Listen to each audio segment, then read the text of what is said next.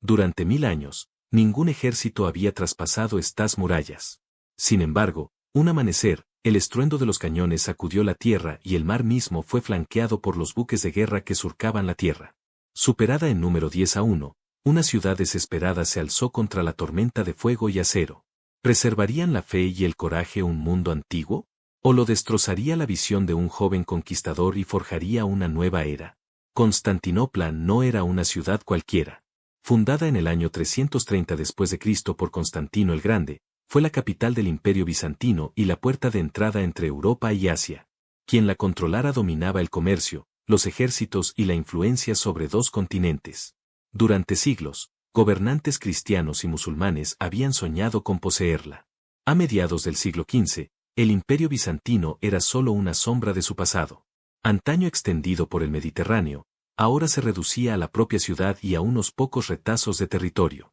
Sus habitantes, unos 50.000, luchaban por sobrevivir. Sin embargo, Constantinopla seguía siendo un símbolo, el último bastión de la cristiandad oriental en el legado del Imperio Romano. Para el naciente Imperio Otomano, Constantinopla era más que un premio.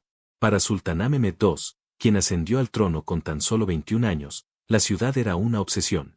Creía que conquistarla cumpliría la profecía de que un día un gran gobernante musulmán reclamaría la ciudad de Constantino. Para Mehmed, también era la clave para controlar el comercio entre Oriente y Occidente, convirtiendo a los otomanos en una verdadera potencia mundial. Mehmed se preparó con esmero. Reunió quizás entre 80.000 y 100.000 soldados, entre caballería, infantería, arqueros y sus janisarios de élite. Soldados esclavos entrenados desde la infancia para ser completamente leales. Pero su mayor arma no era la mano de obra. Era la tecnología. Mehmed contrató a un ingeniero húngaro llamado Orbin, quien había diseñado cañones más grandes que nunca antes se había visto. Su obra maestra, la Gran Bombarda, era un monstruo de bronce de más de 8 metros de largo que disparaba bolas de piedra que pesaban casi media tonelada. Estas armas podían derribar muros que habían resistido cada ataque durante 1000 años.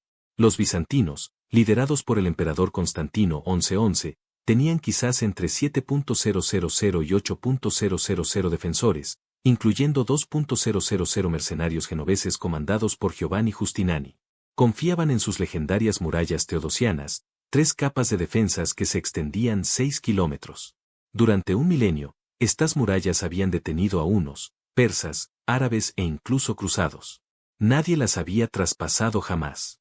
Pero en 1453, los defensores se enfrentaron a algo nuevo. El estruendo de la pólvora y el poder aplastante de los cañones de Mehmed. El viejo mundo de espadas y piedra estaba a punto de colisionar con el nuevo mundo de fuego y hierro. En abril de 1453, el ejército otomano apareció en las afueras de la ciudad. Las tiendas se extendían por la llanura. Los cañones gigantes fueron colocados en posición. El destino de Constantinopla y el futuro de Europa estaban a punto de decidirse. El 6 de abril de 1453, la tierra que rodeaba Constantinopla tembló. Esa mañana, las fuerzas de Mehmed II, con casi 100.000 hombres, marcharon hacia sus posiciones finales fuera de las murallas. Tiendas cubrían las llanuras, estandartes de la luna creciente ondeaban al viento y el aire se llenó con el sonido de tambores y gritos de guerra. Entonces se rompió el silencio. Con un trueno profundo y retumbante, el primer disparo de cañón retumbó por la tierra. Una enorme bola de piedra se estrelló contra las murallas teodosianas, lanzando nubes de polvo y fragmentos al aire. Por primera vez en 1000 años, los defensores oyeron el aterrador sonido de sus murallas al ser alcanzadas por armas construidas no de hierro y madera, sino de fuego y pólvora. El asedio de Constantinopla había comenzado de verdad. Mehmed dividió su ejército en 3 grandes secciones. En el ala derecha, soldados de Anatolia, la actual Turquía. A la izquierda, tropas de los Balcanes. En el centro, frente al tramo más resistente de las murallas, se encontraban los janisarios. El cuerpo de élite, entrenado desde la infancia para ser completamente leal al sultán, se posicionaba tras ellos las gigantescas bombardas.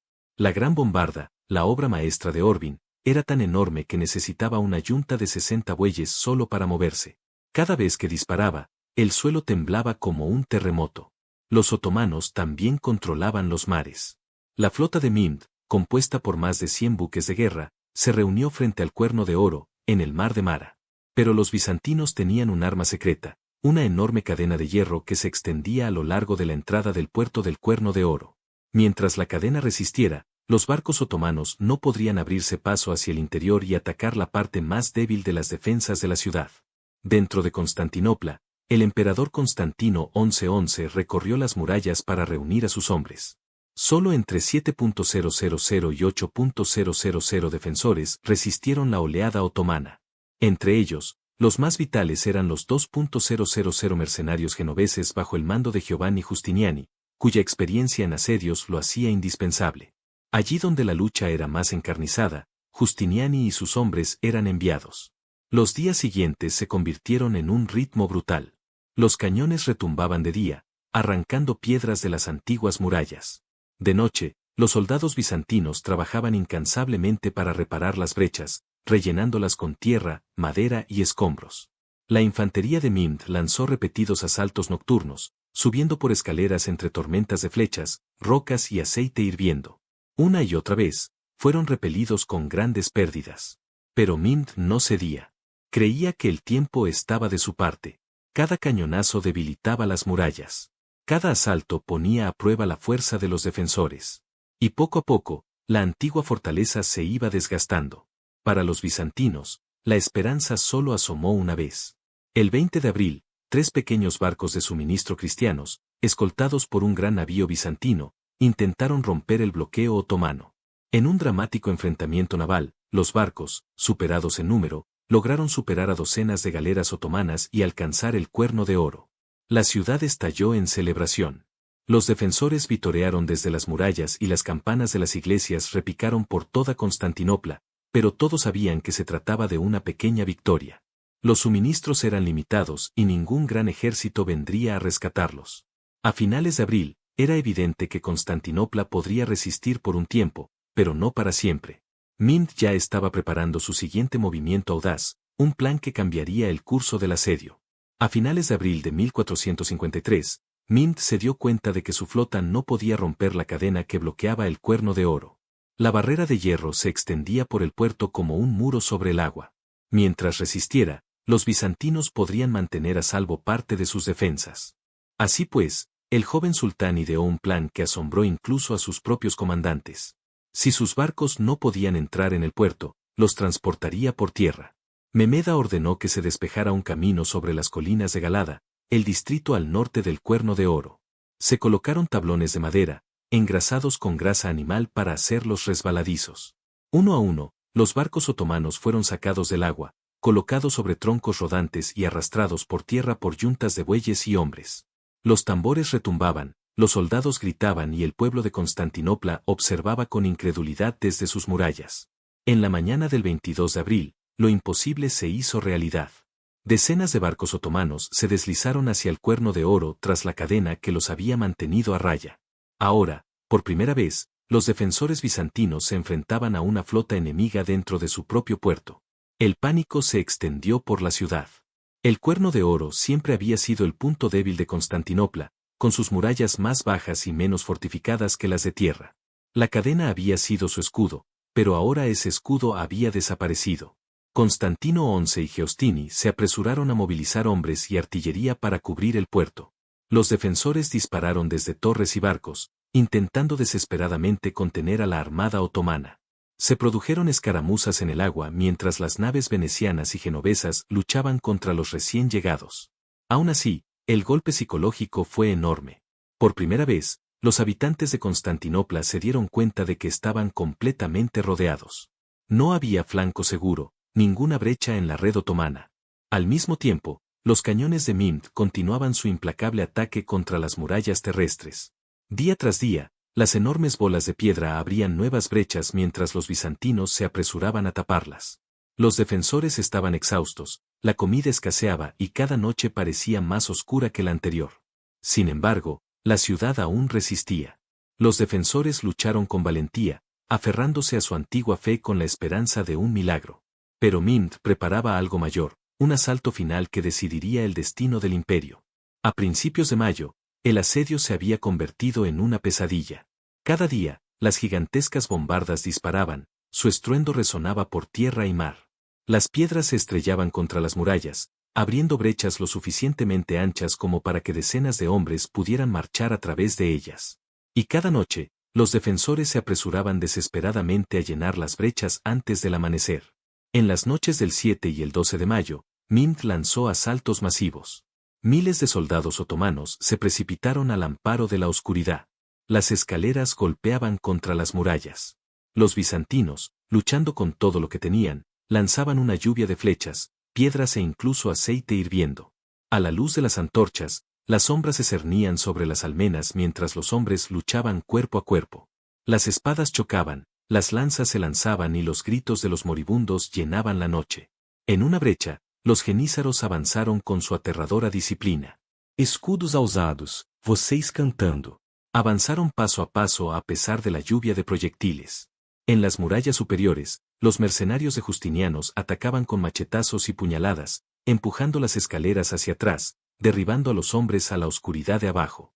Cuando terminó la lucha, el suelo estaba sembrado de cuerpos. Pero la ciudad seguía en pie. Constantinopla sangraba, pero viva. Dentro de las murallas, la gente rezaba sin cesar en Santa Sofía, la gran iglesia de la ciudad. Encendían velas, cantaban himnos y suplicaban ayuda divina. Cada estruendo de los cañones sacudía la cúpula dorada del edificio, recordándoles que su mundo se derrumbaba afuera. A mediados de mayo, Mihmd se impacientó. Presionó con más fuerza a sus hombres. Nuevos ataques azotaban a los defensores casi cada noche. Los soldados otomanos cavaron trincheras, construyeron rampas y acercaron cañones más pequeños a las murallas, disparando a quemarropa contra la piedra. Los defensores, exhaustos y hambrientos, comenzaron a flaquear. Aún así, Constantino 1111 se negó a rendirse. Recorrió las murallas a diario, hablando con los soldados por su nombre, recordándoles que eran los últimos guardianes del legado de Roma. Su valentía mantenía viva la esperanza, pero todos sabían que la ciudad no podía durar eternamente.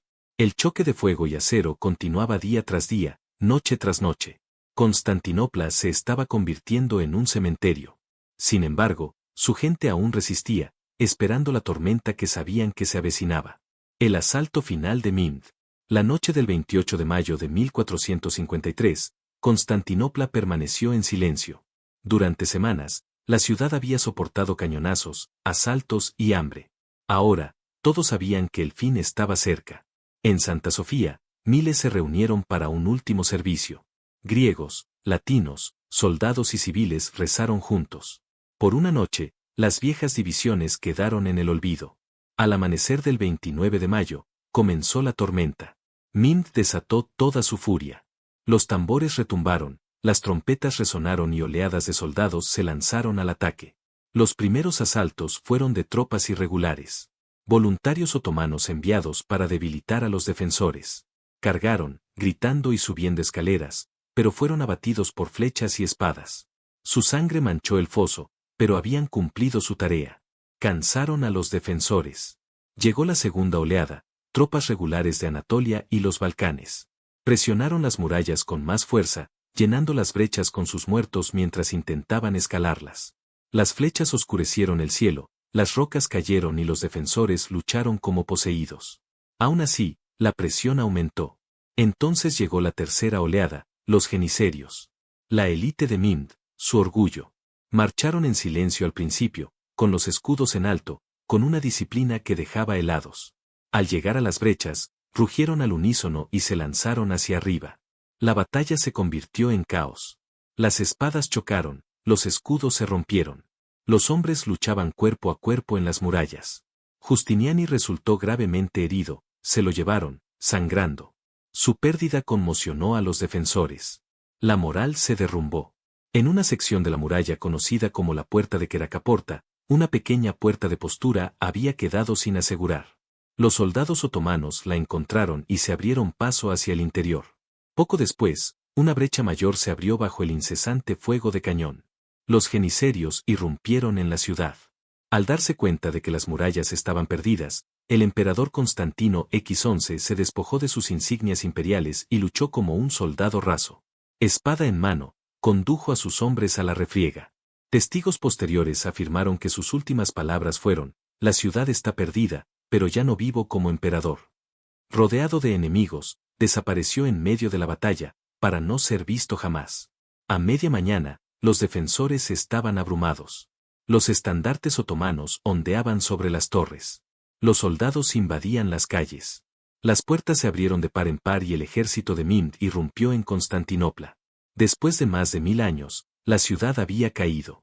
El imperio bizantino ya no existía.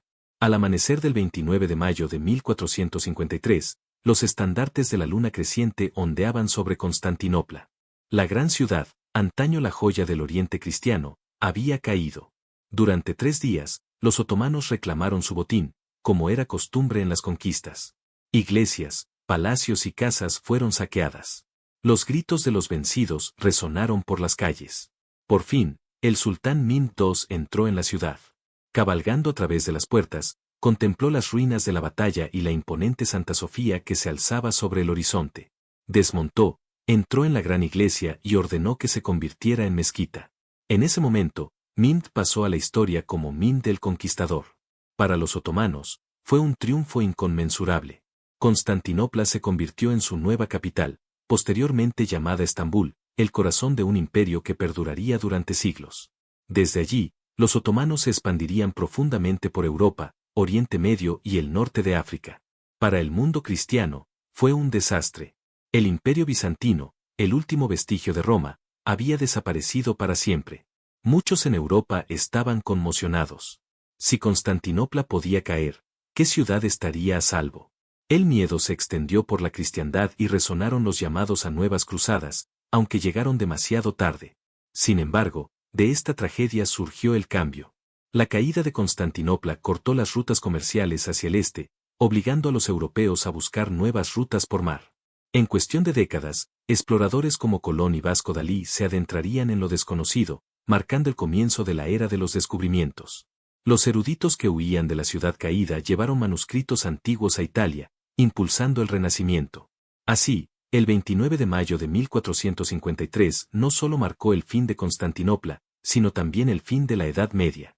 Un nuevo mundo comenzaba, moldeado por la pólvora, la exploración y los imperios que surgían de las cenizas del antiguo.